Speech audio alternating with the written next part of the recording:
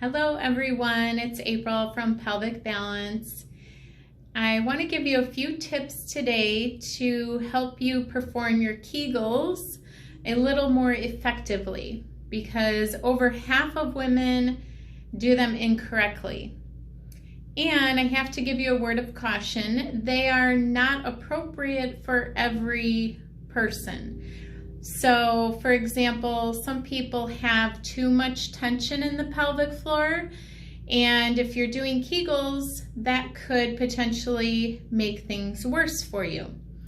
So I would say if you are unsure, or even if you're not unsure, it's a good idea to consult with a pelvic physical therapist to find out what is appropriate for you.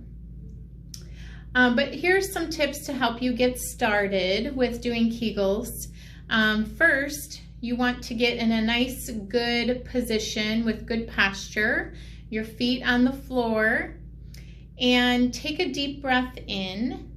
And as you exhale, you want to pull the pelvic floor muscles up and in. So you want to think about that area between your pelvic bones that you're sitting on. Envision that drawing closer together.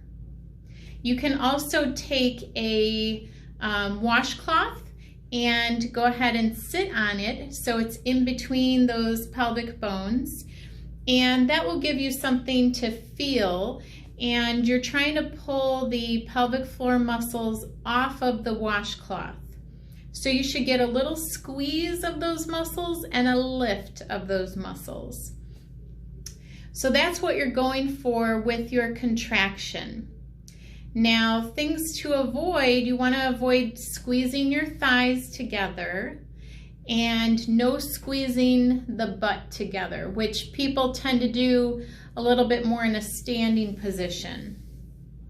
You also want to try to make sure you're not overutilizing your abdominal muscles. It's normal to feel the abdominal muscles contract a little bit, but your Kegel should start with the pelvic floor and move upward. It shouldn't just be the abdominals contracting. And no one should know that you're doing a Kegel. So when you're doing it, your spine and pelvis stay right where they are.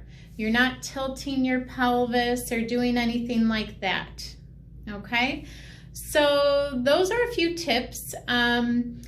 Certainly if you are unsure if you're doing it correctly, or if you're wondering if it's something you should even be doing, again, consult with a pelvic physical therapist.